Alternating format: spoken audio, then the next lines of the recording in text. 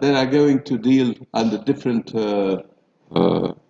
auspices that you can see by looking at the programs. They are going to approach the same issue which we are going to explore all the way through this year, namely the period 1989-2019 as a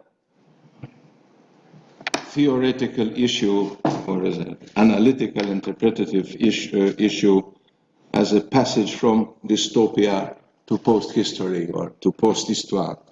The first time I had the privilege of talking about such issues was 29 years ago at a conference organized by the Polish Academy of Sciences in Jabłona near Warsaw on the fateful dates of 13th to 15th of June.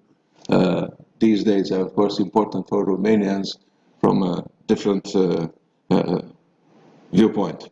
And this is where I found out that, you know, the first Mineriana happened in Bucharest and all the rest. At the time, I was... It was the third. What? The third. Well, the real one that counted, which made a certain international splash, whereas most of the others never attracted the attention of anybody else but us, of course.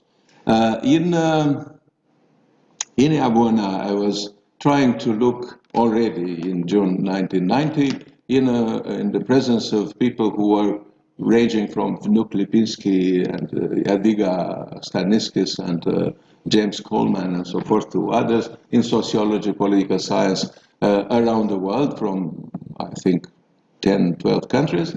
I was trying to look already at the nascent utopian or the immortal or undead in Dracula's country and in Dracula's terms, the undead utopian nostalgia.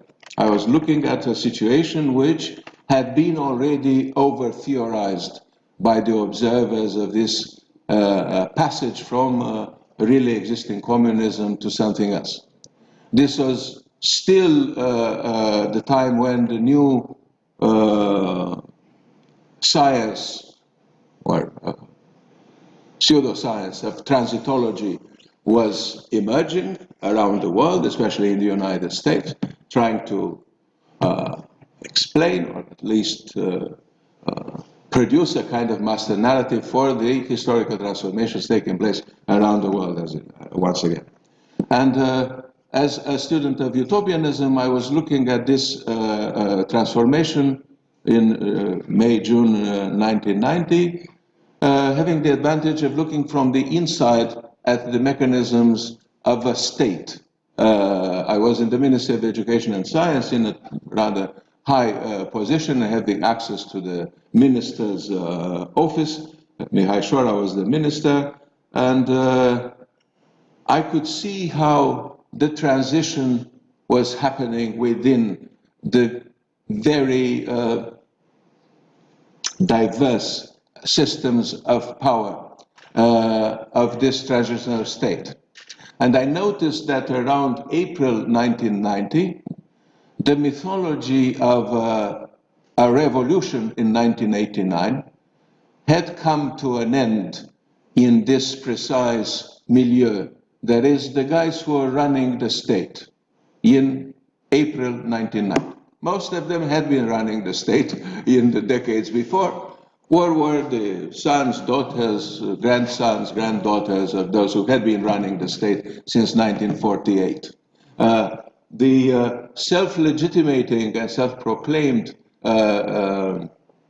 narrative of 1989 as a revolutionary year had come to an end at that level.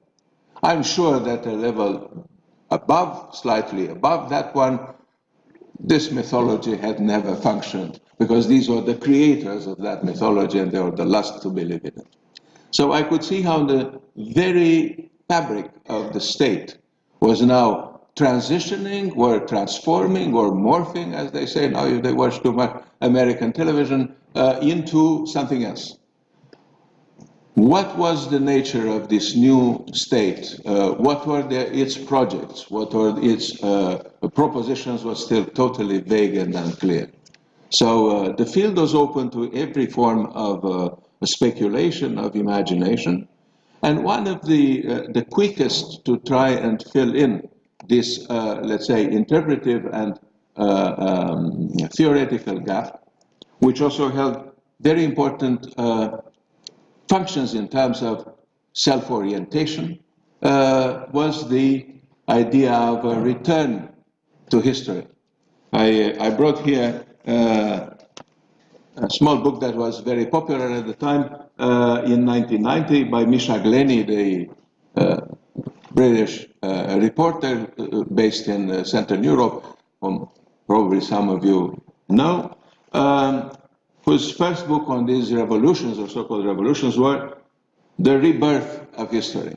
The Rebirth of History in 1990 responded to the title, which by that time was very common and popular, which is the title of the article by Francis Fukuyama about the end of history, which was later to be developed into a wordy, boring, extremely successful, best-selling book, a combination of Rand and Disneyland, The End of History of The Last Man. There was a possibility to think this history unfolding in the early 90s, yes, a rebirth of history after a kind of suspension of the historical continuity or of the continuity of normal historical processes, however dramatic or sublime or criminal, and a rebirth of history. There is a coming back to history as usual, no matter again how dramatic or how murderous, but history nonetheless, and not utopia, which had been exercised or experimented with for about 40-some years or 70-some years in the Soviet Union. So the idea that the normality of history is historical, its own historicity, its own quality of changing over time, was considered to be a restoration of some form of decent,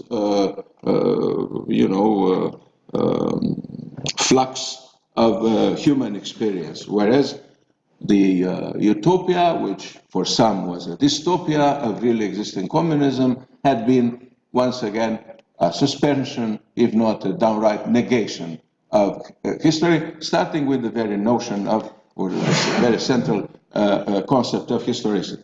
That is one thing. But how about the end of history? Fukuyama, of course, had some second, third-hand notions of the Hegelian theory of posthistory, of the end of history, and of course, through his mentor at Chicago, Alan Bloom, he had a chance to know the developments of this discussion in interwar France, especially due to the presence of Alexandre Kojève at the Collège International de Sociologie, where he was forming a Pléiade, to say it in French, of thinkers who would take up the notions from Kant, but mostly from Hegel, via Alexandre Kojève and his teaching at the Collège de Sociologie, according to whom the transformations had lost their very historicity, although apparently history was continuing its march or its course. But the meaning had been exhausted, as it was commensurate, but exactly commensurate, with the history of the Weltgeist. Once the history of the Weltgeist reached its culmination, and we know from Hegel that this happened exactly at the battle at Jena, Auerstadt, with Napoleon on a white horse as an incarnation of the Weltgeist, and at the end of meaningful, every source of meaning in history, whatever was going on later on, was what Raymond Queneau was saying later, le dimanche de la vie. There we are on Sunday, the Sunday of life, or the Sunday of history. nothing is meaningful anymore. Even sense is problematic. So although events continue to unfold, people are being born and die and so forth of various causes, history seems to continue. In fact, its meaning is over. What Fukuyama had to propose, quite surprisingly, was, and this is where the Rand part of it comes up, the Disneyland we know, yes, this final period of peace at the end of the brutality of history all over the place in the world. This was now being replaced by the triumph of American liberal democracy, the way Fukuyama conceived of it. Now, 30 years later, we knew already in 1990 that this was a far-fetched interpretation, however, how shall I say, endearing. But 30 years later, we definitely know that this was not the case. History continued its unfolding, and we are still in it. Now, the most frontal problem about this nature of regimes before 1989 is indeed to establish what was their utopian, dystopian nature, what was the connection and then the ratio of illusion, deceit, self-deceit, hope, ahistorical, sometimes anti-historical speculation, popular support, revolutionary change, and what was the combination thereof, and how this indeed had shaped the history of most parts of the world, within or without the socialist camp, for 40-some years. And then what came after it, at least in terms of the possibility of thinking about history and about social experience. 30 years later, as there is a generation later, we are confronted with this situation in which most of the illusions of 1989 are not on the table anymore and are almost impossible to imagine. Most of those illusions, and I'll just pick up a few. Someone reading social theory, sociology and social theory throughout the 1980s, for instance, would know or knows that the very notion of civil society had been abandoned by social sciences in the West by the end of the 1960s. In the 70s, it was still lingering on, but heavily questioned whether or not the social connection is in any significant measure connected to such a thing as civil society.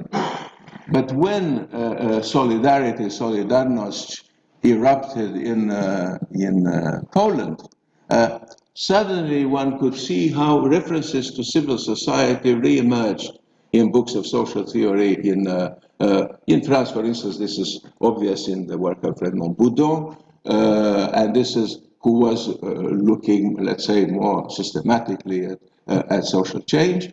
And somehow the possibility of a civil society re-emerging in Eastern Europe were brought back as a lesson from history to mature Western and blasé Western societies in the hope that these societies would learn from this and then somehow would revive the spirit basically of 1968, which by the early 1980s had been abandoned.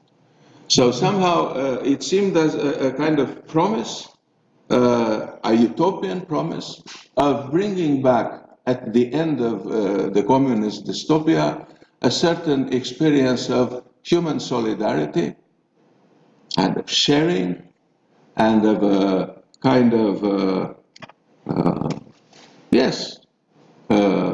utopian hope, or a utopian principle, as in the terms of the utopian classic. So this could be used as a kind of In the early 90s, the French, for instance, became quite courageous, and before anything made anything out of Fukuyama's self-serving prophecy, or self-fulfilling prophecy about the end of history, the French started very, very seriously to export to Eastern Europe this new eastern frontier of Europe, a vision of democracy rooted in the tradition of Alexis de Tocqueville, taken up by the generation of Raymond Aron, continued over time with his disciples, and represented at the time in the 1980s by, at the time already quite popular and known political philosophers such as Pierre-Rosan Vallon, Pierre Manon, and a score of others. François Furet was the mediator of this cultural export, and the Ministry of Culture and Ministry of Foreign Affairs of France almost went bankrupt, supporting and financing rather generously a score of Tocqueville colloquia all over the place in Eastern Europe. We started it in Belgrade, the first such colloquium, exactly when the war started in earnest. And the participants in this Tocqueville colloquium managed to catch, with help from the French embassy, the last plane from Belgrade by Air France.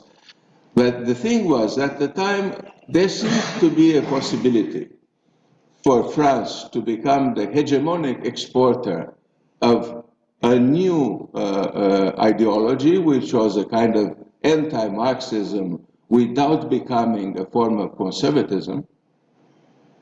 A very interesting kind of third, fourth, fifth way in between the ideological confusions of the year, and the possibility of thinking, rethinking a new start for the various polities of Eastern Central Europe, in hopes that maybe some of the new lessons derived from these new unfolding experiences could be re-imported in Western Europe in terms of redeveloping a kind of social solidarity and a kind of vision of society which capitalism and consumer society had started to unmake already from the 1970s. So what I want to say is that there was a kind of two-way exchange in which Eastern Europeans were mostly, of course, the passive admirers of Western ideas, but also the tokens of a possibility of relaunching and reinscribing in historical experience a number of precepts and of concepts and of ideas that seem to be lost in Western Europe. So there was a combination that is, I think, quite interesting to rethink, and hence the extremely flourishing science or pseudoscience of transitology. So I would spare you the details. I think it would be a great idea to pulp them all immediately, keep one copy somewhere for reference for eccentric historians of ideas, but most of it is. And of course, the first temptation was to immediately go back to the examples of Latin America and look for inspiration in terms of transition from dictatorship to something else, to democracy, in a way which to me was ahistorical, confusing, because all the differences between whatever had happened before and after were there on the table for everybody to see. I could hardly imagine a way of translating mechanically, mechanistically, the way it was transmitted from there to here. But it happened. And for many years, I would say, new original thinking about what was going on in Eastern Europe was blocked by this new science of transitology. One of the blockages came also from within Eastern Europe. There was another self-serving mythology which was immediately produced by local intellectuals from Central and Eastern Europe, connected to Western Europe before or shortly thereafter, who were entertaining this very interesting mythology of intellectuals being at the forefront of the transformation, the most important agents of historical change, from dystopia to whatever happened, history or the new utopia. I remember the splash which was produced by Vladimir Tismaneanu with a book which was called Reinventing Politics. It was published in early winter of 1992 and was putting on the table this exact mythology, which was embraced immediately by the intellectuals, left liberal and neocon, and some in between intellectuals in the United States, as the explanation for then suddenly the spectateurs engagés from Eastern Europe, the former dissidents, were instrumental in changing these regimes. Yes, geopolitical and Reagan, this and that, political reasons were mentioned, but at the forefront came this heroic bunch of, and who, by the way, knew each other very well and were seeing or socializing on a transnational level in an amazing way, subsidized by the United States. We are thankful for that, developing into a kind of transnational utopian new class.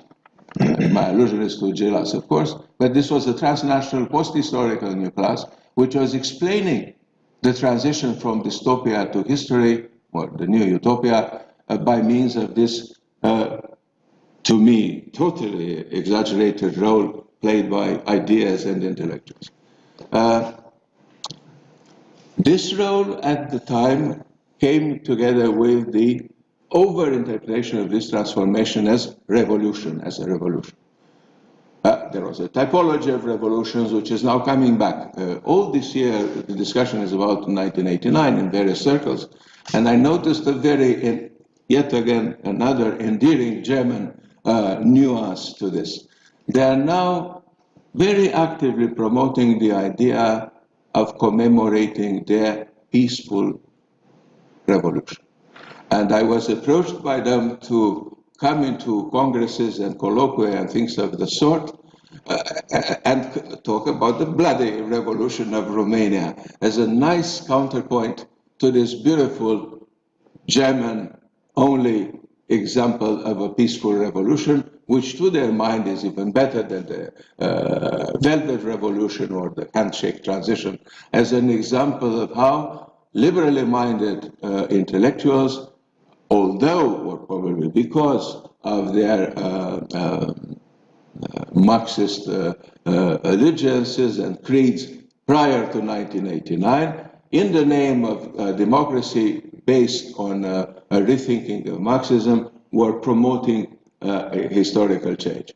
So, but after all, if we are looking into the details of this historical transformation, we see how, as we move away from 1989, and as historical experience fills this gap of the imagination by bringing in new historical developments, we see how far from the truth we were prior to 1989 in terms of our expectations, and how far we are, and gradually going even further, we are today when we emphasize revolution as opposed to continuity, that is, break as opposed to continuity, when you look at the period, let's say, 1980s, 2020s. And I will close for now with this. I have never seen, for any of the countries, or for the countries seen as a whole, a serious prosopography of the ruling elites, and this is one end of it, economic elites, between the 1980s, we could start in 1950s, so it would be all right as well, 1940s. going all the way through the 2000s to the 2010s. We know from our experience that we see more continuity than change. We see new parties that appear to be created or are created by sons and grandsons and grandchildren of those who are forming other parties 60 years ago. And there are all other forms of signs of continuity, of course, in terms of economic influence and power, secret services, there is power, the system of justice, there is power. What is missing from this picture is a rebirth of society, where articulated forms that would move up all the way to the constitution of new political parties, that would be something else than a recycling of former parties with different names but with the same members, and an evolution towards a kind of meta-political, trans-ideological or post-ideological, post-historical political parties, for which some have rediscovered the notion of populism, which has been there for us to consider before and exists in various forms everywhere, and should not characterize such a precise transformation as this one, which is a transformation in disguise, or rather a continuation in disguise, which has all, so, and with this I close my first intervention. The thing is this, you remember that in 1989, François Furet published a book on the French Revolution, Penser la Révolution Française. And it starts with this line, La Révolution Française est terminée, and he moves on and so forth. The book. In 1989, Furet told me once, he received the Légion d'honneur. And I said, what more do you want from this republic? They gave you the highest distinction and so on. So he said, to me, this was the ultimate proof that nobody has ever read my book. Because his point he was making was to try and recommend the state and even society, organizations in France, to distance themselves progressively and finally from the legitimating narrative of 1789, that is 200 years later. We are still using parts, that is self-serving parts, as always, from the mythologies of 1989, although everything we see in our historical experience on a day-to-day basis is a negation of those fake news, ideologies, and so forth. And to see, maybe the ultimate is to see how the proponents of these and some of the most active actors of these continuities are now, and like before, those who speak more about discontinuity, revolution, rupture, total change, and so forth. And if I take examples from Romania, which we know best, I cannot think of better examples than those parties or political figures who are absolutely, definitely, and on the record for continuities beyond any doubt, not reasonable, even wildest doubt. Continuators of that, who nonetheless are being featured as the only hope for the future of Romania in 2019 and on.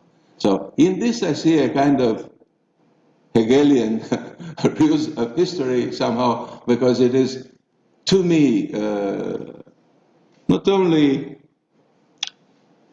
sad but also surrealistic to see how the future, the utopias, the visions for the future are predicated on the exact agreement on the preservation of not only persons or ideas, but even state structures and traditions of state running, from justice to secret services to economy, that are very nicely reminiscent of not only the 1990s, but the 1980s And not the 1970s when things were a little different.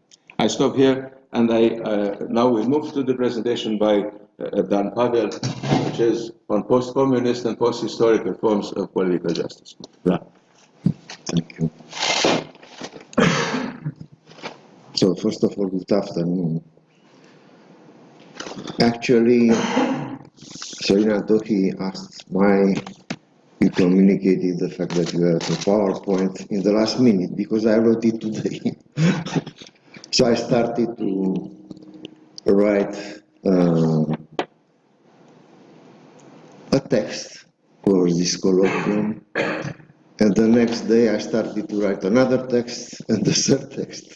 So I said, I will keep only my notes because I don't want to go in the trap of writing texts. Because sometimes when you write, the logic of writing is different from the logic of thinking. But first I will refer a little to Sorin Antohi's presentation. So I had the occasion to listen him in the last years, and now again, and I think that there is a confusion in his discourse between the theory as an explanation of political reality and his metatextual approach. So he is judging political theories which are preoccupied with explaining reality, with concepts and criteria, paradigms from the history of ideas and from epistemology. But there are different plans. So your critique on the transitology, for example, is wrong from this point of view. You are judging transitology as a metatextual approach, but actually transitology is about reality. The fact that you have narratives and explanations about reality in such forms is dictated by the reality itself. So you have That's the crudest vision theory of discourse I have ever seen. So I will come back to this. So actually, I was supposed to make a presentation based on one of my books, but when I had chosen this topic, post-communist and post-historical forms of political justice, I started to write something new. So the starting point was related with my analysis in several texts about political justice in totalitarian regimes, and in particular in communist regimes, and with the legacy of totalitarian regimes and the legacy of communism. And always I coupled this conceptual pair and institutional couple in Romanian, poliția politică și justiția politică.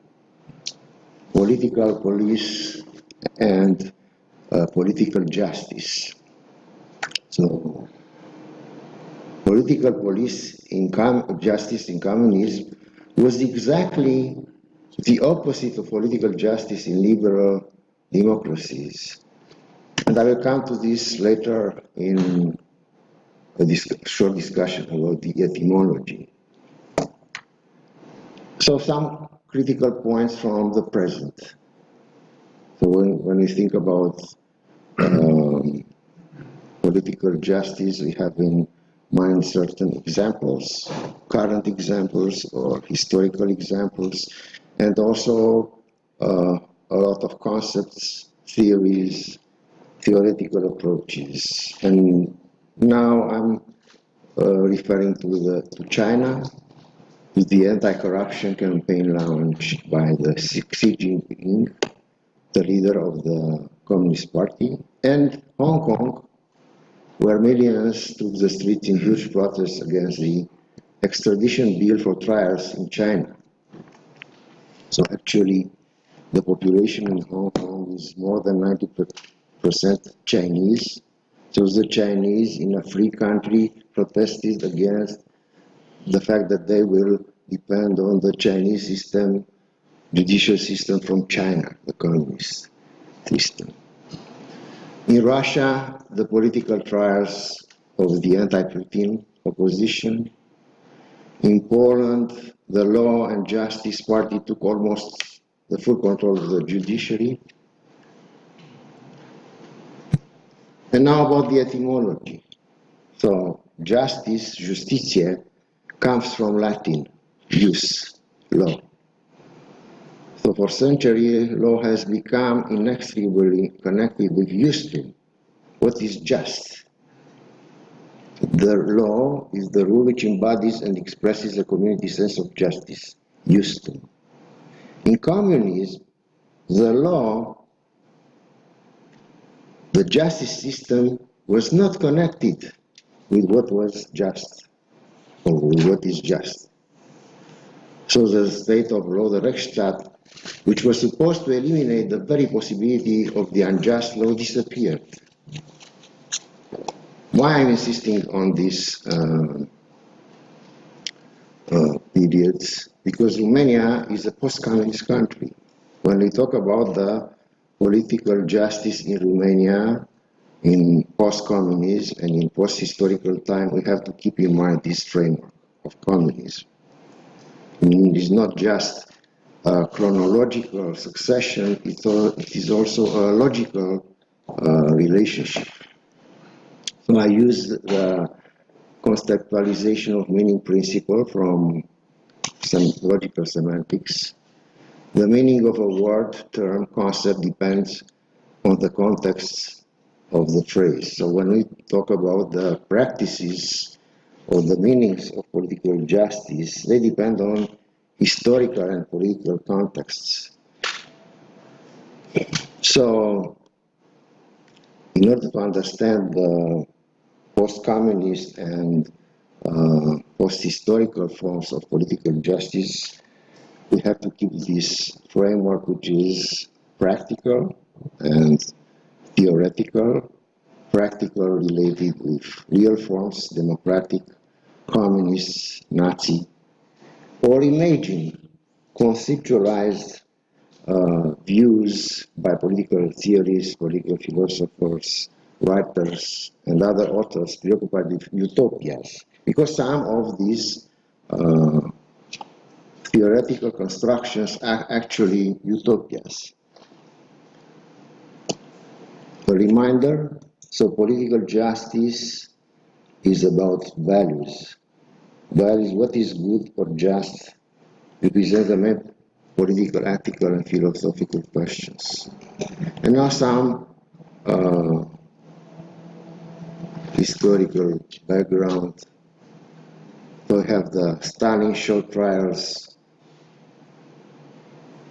We can talk a lot about them. The Great Terror and the wonderful book by Robert Conquest. But more important than anything else is the Bolshevik Revolution. So, for example, I'm teaching a class called the Romanian political system, which is about what happened in the last 30 years. But in order to understand what is going on in Romania in the last 30 years, I'm trying to, together with the students, to understand what was communism in Romania. So communism in Romania was very different from communism in Soviet Union. So, but we have to keep in mind that when the Bolshevik Revolution came, they abolished everything which was related with the Rechtsstaat, with the state of law. They abolished all the institutions, they abolished the legal occupations of prosecutors, judges, notary, everything. And of course they constituted ad hoc revolutionary trials, mostly composed of workers and peasants. Many of them were illiterates. But when, at the end of World War II, when communism was spread in Eastern and Central Europe, they had already another model. So the model in Romania was not exactly like the Bolshevik model. The political justice was the core of the totalitarian building institutionalization process, a piecemeal approach. I had this obsession in other texts, previous texts, about the institutional approach or the neo-institutionalist approach in Romania. So, for example, I wrote a book about the Democratic Convention, which was considered a miracle, the fact that they came to power and they succeeded to topple Ion Iliescu and the National Salvation Front. Ion Iliescu won in the first free and fair elections, 85% of the vote, while National Salvation Front, Frontul Salvării Naționale, obtained 66%. It was considered impossible for the other parties to succeed in power. And we had at that time, talking about transitology, the idea that Romania will be a second Mexican example, with Partido Revolucionario Institucional for 70 years in power. But then when the Democratic Convention took power, it was considered a miracle. But when I tried to analyze everything from an institutionalist point of view, I failed. Because everything else was more important than the institutions. So it was a personalization of life. And then I discovered that actually the institutional approach was much better if you apply it to communism. So in some of my texts, I try to apply an institutional analysis to communism and to Nazism. Much better approach, because the institutions, the totalitarian institutions in those regimes, they work better in a way. So the expulsion from humanity in Nazi Germany, the Nuremberg laws. Of course, the Nuremberg trial was in Nuremberg because one of the many was related with the fact that in Nuremberg they drafted those laws. Actually, Hitler never signed them. The Jews lost their rights, which had been thought of or even defined as unalienable, namely the rights of man. So this expression is from Hannah Arendt, the expulsion from humanity, the statelessness. So without the political justice protection network, the Jews could be exterminated. So this was like an institutional approach, a change in the laws. So they modified the laws in order to be considered as they proceeded legally still. So they were designing the Holocaust in legal terms, but they changed the laws. Post-war, we have the Nuremberg trials, actually hundreds of trials, not just the original trial. The International Criminal Court in Tokyo for war crimes, crimes against peace, and crimes against humanity. And now, something about Romania, the Hic et Nunc. So, in one of my books, I was preoccupied with the legacy of communism, and part of that legacy was what was considered the process of communism. And I tried to explain why it was bad that there was no a process of communism. So in the transitology literature, you have the so-called torture problem, and you have two approaches. I can elaborate on them if you are more interested. So one of them is prosecute and punish, and the other one is forgive and forget. And each of them has its merits and some flaws. But in periods of transition, it is recommended, especially in the first 2 or maybe 3 years, to adopt a strategy or another. Each one is good. In Romania, none was adopted.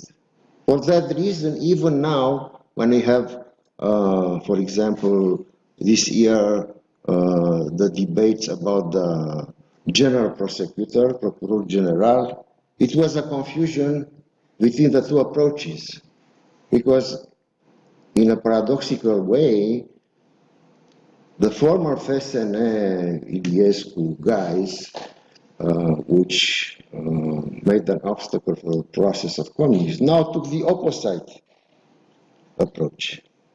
And the opposition, which was for a process of communism and with the general cleaning of the social life and political life, now they defended the general prosecutor, Augustin Lader. So, and there is a big problem here with political justice. This is something which annoys all the camps, because most of the camps, they think that they are right. But actually, if you resume what happened in 30 years, it was a fight, a political fight to control the justice system. And there was a myth, a new myth, the myth of the independence of justice. But actually, justice was never independent in Romania in the last 30 years. So at the beginning, it was controlled by Iliescu and the National Salvation Front. And then in 2004, when Traian Băsescu became president, he fought a lot and very successfully to take the justice system out of the control of the FSN. FSN, PDSR, PSD, I mean, for me, it's the same line of continuity, the Social Democratic Party. And he succeeded.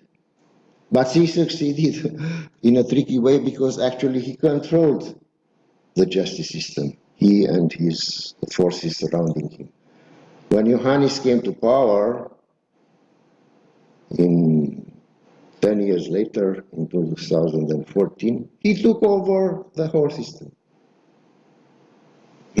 After the 2016 parliamentary elections, PSD, the Social Democratic Party, tried to took over the judiciary system, and instead of preoccupying with governing, they tried to eliminate the secret state. And finally, the leader is in jail. So it was a nonsense. And now some concepts. So I started with the examples, and now I have some concepts. Maybe the vice versa would have been better. So in liberal democracy, of course, political justice and other meanings. I have some examples. But some of those meanings or some of those practices produced a critical literature.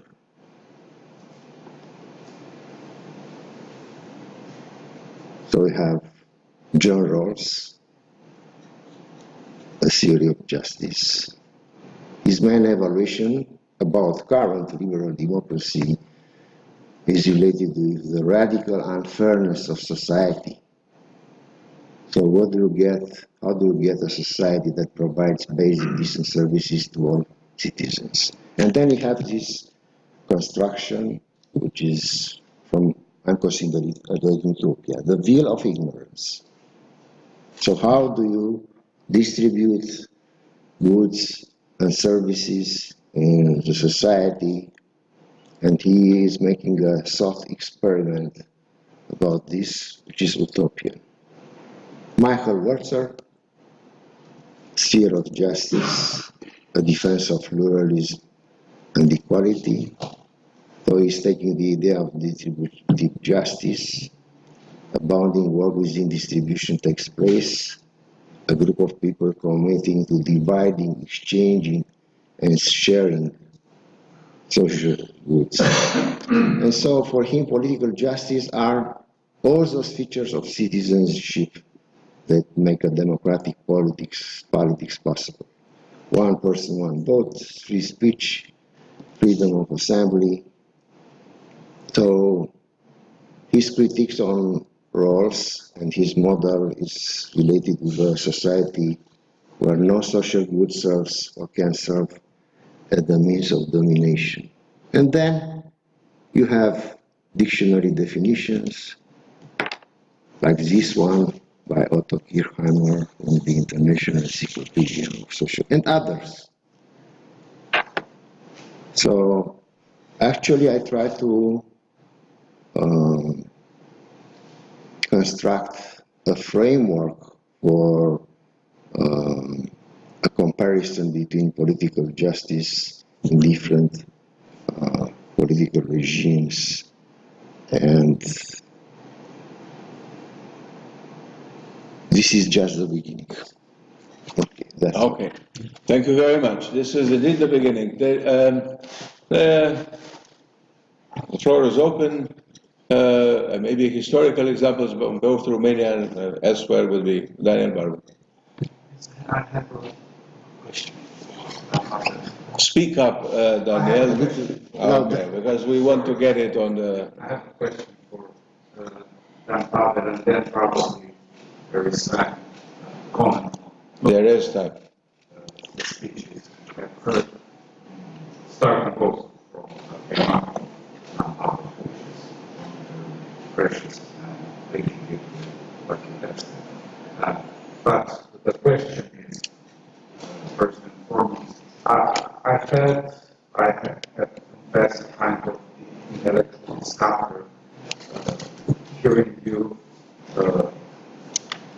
putting together in the same conceptual category retributive justice as the Nuremberg trials and the Moscow purges that took the appearance of show trials for the sake of propaganda. To me, the two events or phenomena sit on very different planets. They cannot fit together in the same category. And how can you justify the fact that there are political justice, both of them?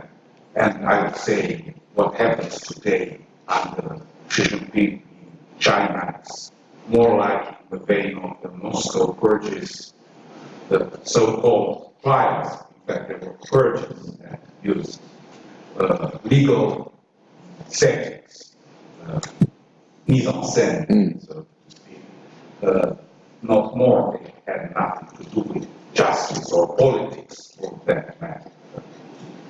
Words are not applicable to what happened in Moscow or what happens today in China, in the very famous anti-corruption fight. So it seems complicated, but it's easy actually, because we live in one and the same world, and in this world we have coexisting views and practices of political justice. So of course that we think, as Fukuyama maybe, that we are all liberal democrats, but we are not. Most of the world is not under liberal democracies. So, and I forgot here, now I realize that I forgot about the Islamic model, for example, where political justice is subordinated to Sharia. And when the rule of law is subordinated to the rule of the church or the rule of the sacred texts. So when we live in the one and the same reality, of course that we have these several thinkers or schools thinking that democracy is a universal value, okay? But then we have the schools of those who think differently. They think that there are different civilizations. We don't know the answer yet. We don't know if in the end it will be as Fukuyama was in a hurry to declare as the victory of liberal democracies, or that victory will be never possible. So for that reason, I thought that we should also look at the other concepts, and also because they have legacies. So we live in Romania, and Romania is a post-communist country. We have these Western models in our heads, maybe, not in our heads, but also the practices are different. The practices, and here I agree with Sorin, are in a continuity with the past. So in communism, everything, the judicial system, the executive power, the legislative power, were subordinated to the ruling party, one state. Now, here in Romania, we have pluralism, but still, those who have power, they subordinate the justice. The fact is more complicated because there are different camps trying to control the justice system. And this is a political justice we have.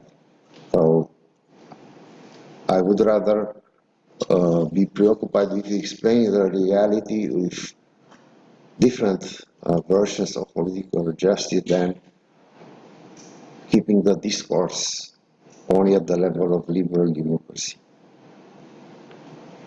Can I make a historical footnote here? There is a time lapse that should be considered in all these situations, and there's a time gap between the moment of expedient, usually extremely violent pseudo-justice, which comes in sync with the change, or the simulated change, the simulated revolution, or the staged revolution, and the moment when a process of distancing the former regime can or doesn't take place. And this is the paradigm is, of course, Germany, like in many other cases. There was a moment of brutal, punishment, which can be debated in 1945 and shortly thereafter. Then there was a gap, a social silence of at least 15 to 20 years, before, when nothing happened, during which nothing happened. Moreover, associations of former, of war veterans resurfaced, started to do service again, memorial services at the tombs of the fallen and things of the sort.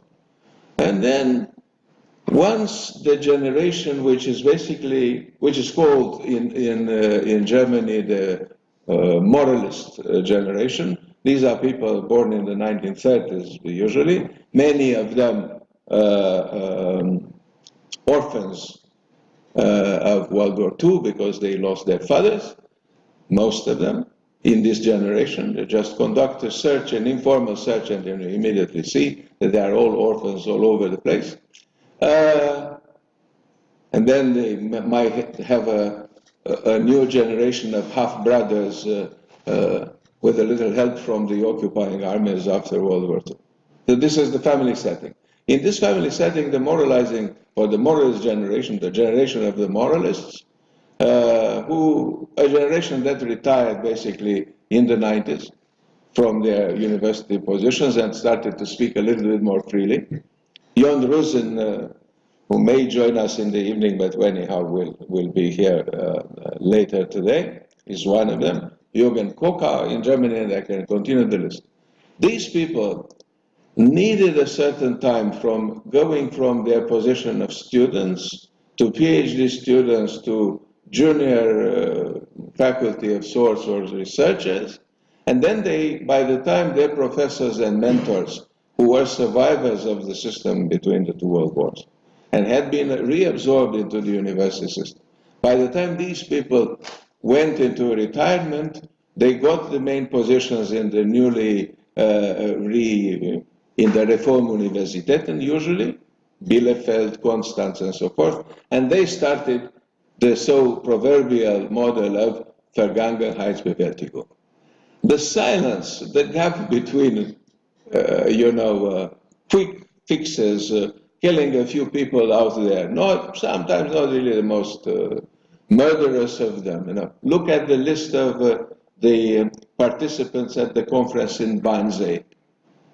If you see what they got away quite easily, I have to tell you, if you look at the sentences they got and served and what happened to them thereafter. And Wannsee would be a relatively clear example of something against humanity. And then, so the question is, 30 years later, this was a debate I was having with German friends, with people from colleagues from South Africa, with colleagues from Argentina, Chile, and so forth. What would be the timeline of Eastern European, in our case, let's say Romanian Vergangenheitsbewältigung? When can we simply start dealing with that? We all understand that immediately after. We did our share of the quick fixes. We killed the Ceausescu's quickly, and then we did a few extreme gestures. But then everything subsided. And to me, the most interesting event this year, for instance, was the extraordinary mass support from the youngest, most educated segments of the Romanian society to these people who were discovered, as it were, not a moment too soon, as perpetrators, were close to the perpetrators, using the terminology that is, classical from the German example.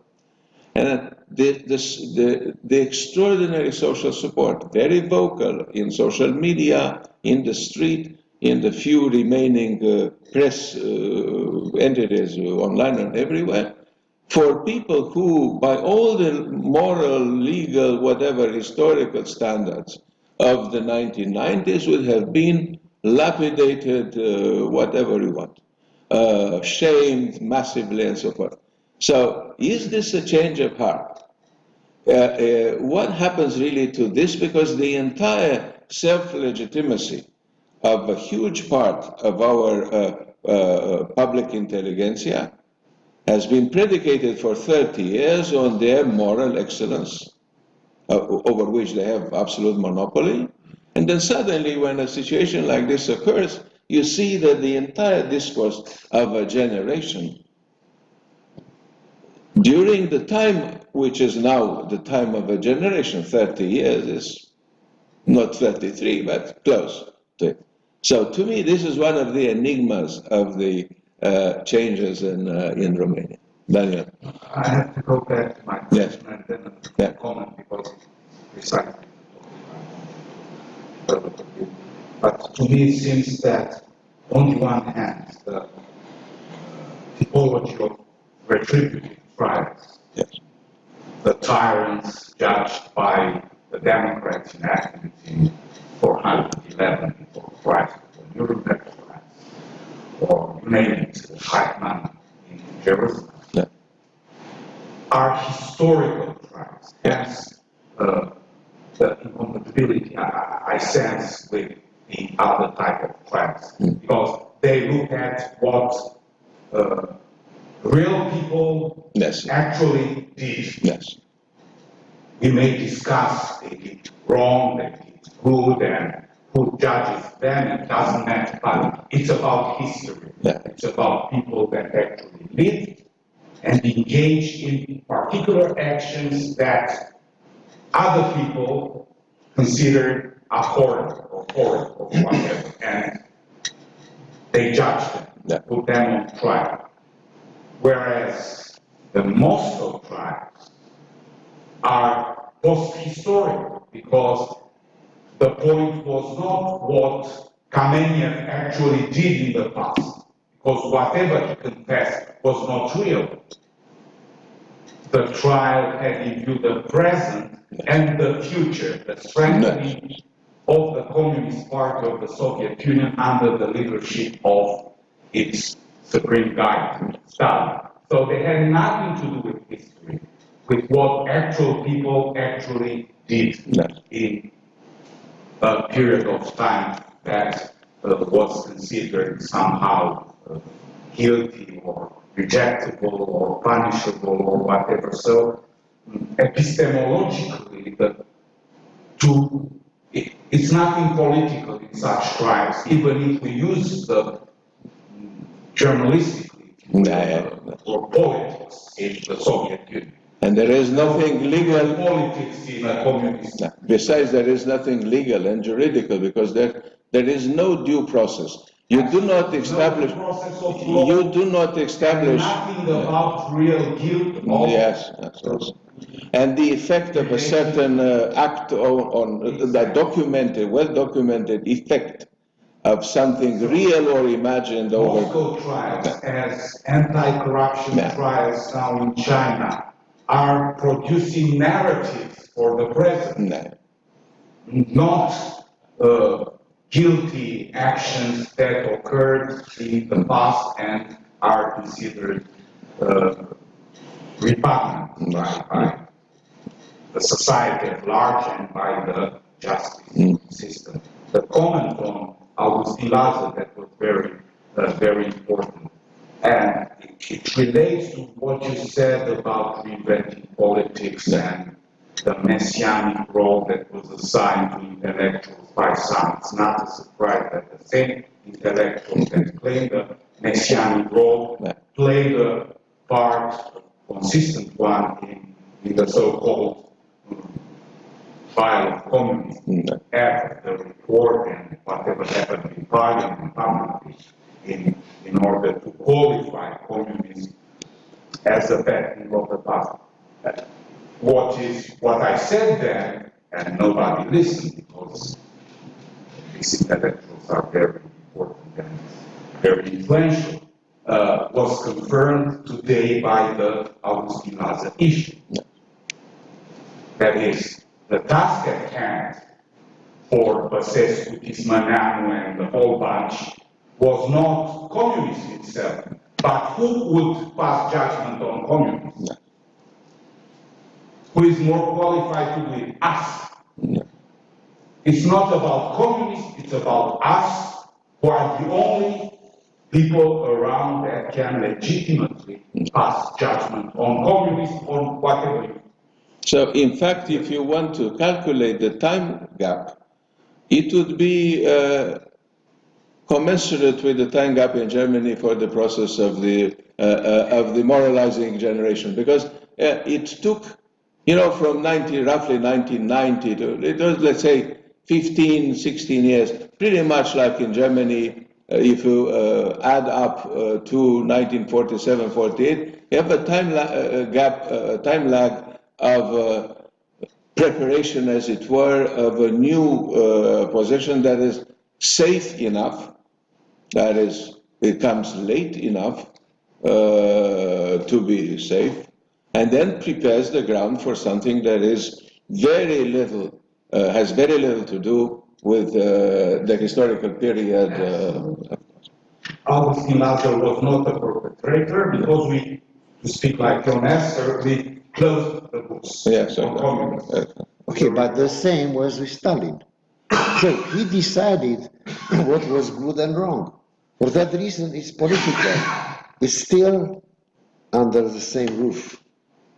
Because, of course, it was completely irrational, completely anti-humanistic, but he decided who should be on trial. But that doesn't matter that he was right or wrong, because he decided. It's not a matter of right or wrong, it's a matter of facts, of history, or of non-history, that is, of history versus narrative. There are two separate categories. The added complexity, just a second, the added complexity in this case, in the case of Romania, which singles Romania out in the post-communist region, is the fact that this master narrative that was being produced by the moralizing public intellectuals has been successfully exported through Western media, and through Western media to institutions of the European Union and things of this sort. So this success, which I can only compare in terms of magnitude to the success of the generation of 1848, lying to Jules Michelet about the reality of the Nation Moldova-Lac, there is a huge process of successful mystification, transmitting over. So this reminds us of the fragility of interpretation, the fragility of moral, political, philosophical judgment passed by people who are not competent to pass judgment, to stand in judgment over facts they do not know. So this is one of the most, to me, one of the most fascinating, let alone revolting, situations in which something that happened in a certain way is being translated in a different way and sold, as it were. In fact, was bought successfully to let's say, innocent bystanders from Western Europe who have packed it up in the general interpretation they have on Romania, which is a combination of Orientalism, of all too human despise, lack of interest, and so forth. It squared so perfectly with whatever they were expecting about Romania that it became an extraordinarily successful cultural export. So in this cultural war, if one looks at the positioning of the various actors, one can see how comforting the insecurities of Western political parties, Western political leaders, arrangements at a time of deep crisis in the European Union, with an exotic example of absolute subhuman, almost racially inferior situation of corruption, lack of rights, misery, and everything. So it was. Now, some of it was done on purpose. To me, the funniest thing is that some of it was done out of absolutely genuine conviction that in many cases that they were serving the truth, the highest moral principles, and so forth. I'm not talking about the main actors here. I'm talking about the followers. Many of the followers, I'm absolutely persuaded, were definitely sure that they were serving the highest moral goals by supporting something that was downright an invention. And the result is this enormous confusion on the level of media in Western Europe, on Romania, and various cabinets and think tanks and authors expressing themselves on Romania. Now this guy Glenny, who was the son, his name Misha, somehow gives you an indication. His father was a very well-known, as you know, pro-Soviet member of the Communist Party in Britain. But Misha Glenny at least took the trouble of taking to the streets of all of these countries. He was based in Budapest for a long time. He was, circulating in all these areas, spending years talking to everybody, trying to at least reconstruct some of the meanings that were being developed, communicated, institutionalized in this part of the world. Who spends years now in Eastern Europe when this region has been pretty much normalized, domesticated, de-otherized, and so forth, and it only reappears when something exotic comes up, something that Western Europeans do not quite understand, whatever really happened in Orban's Hungary, and to Orban and to Hungary, or what really happened in Poland, what really happened in Romania. And this is a complication that, unfortunately, the generation of those who are trained, sometimes in Western Europe, by Western professors, and go back to the countries of origin or, navigate between countries, have supported. That to me is extraordinary. It is also related Okay. with the issue of partisanship. Yeah. So partisanship is distorting the values and the perceptions of good and justice. Of course, This is of course. the simplest explanation. Victor, be short because then we have a break. Of course, for clarification, this kind of interpretation, we need to have a lexicon to clarify what means revolution, what kind of differences exist between the past and the present, between history or historical discourse and nowadays narratives about political issues. That means we need, and Sorin now very well, you mentioned the Biblical school, what happened there. They elaborated after the Second World War the lexicon, the geschichtliche Grundbegriffe. We need to have a lexicon to clarify the key terms, like juridical system, like political institutions, administration, etc. Because Europe, of course, another key concept. We need, for example, Reinhard Koselleck, who coordinated this lexicon, he published 150 pages about the concept revolution. That means in German language, revolution. Because it's not the same in Romanian language to say revolution like in German language. And it's not the same in German like in English. And for this reason, it's important to put in the context, to put this vocabulary inside of the cultural context, the political context, historical developments. It's not the same Eastern Europe with Central Europe or with Western Europe, because we have different influences in this area and a lot of nuances inside. But for clarification, it's very important. And then we develop our discourses much better. I see. The trouble I see as the most important, and with this we break, is the scarcity of human resources in Romania. I'm not talking about other countries, this is not so bad probably, of human resources for the process of actually understanding what has been going on. I have seen most of the time I was trying to read works by Romanians from Romania were abroad on this particular period, shortly prior to 1989 and then thereafter to this present day, extremely flawed interpretations of basic facts and the rarity of authors who can actually make sense even remotely.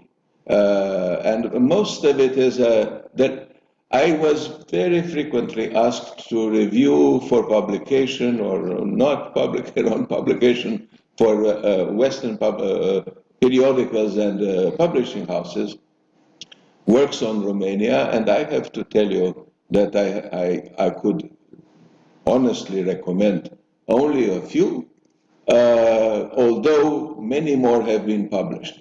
This is a literature that amounts mostly to rubbish, that constitutes a kind of blockage rather than an instrument, a research instrument for whoever wants to approach Romania. And Romania is one of the extreme cases in which the secondary literature is of a dismal quality that it can get can be hardly used by anyone in Western universities. Many times this was due to the fact that these Romanian students didn't have the right instructors in Western universities or the real mentors. They were picking up topics that looked exciting and exotic to the supervisors, but most of the supervisors had really nothing to do with the field, and the result is a kind of para-scientific, para-scholarly literature that has grown, not significantly because Romania is not fashionable anymore and communism not fashionable anymore, but enough to block the vision of those who want to. So if I were to suggest, my best example would still go back to the 1970s, 60s, when the first students of Romania, political scientists from the United States and so forth, were the first to arrive on the shores of Romania and start to make sense of it. You know, a generation which has been in business for 40 to 60 years. Let's have a break until 4, and then we resume. You are better off if you stay here. Unfortunately, if you want to smoke,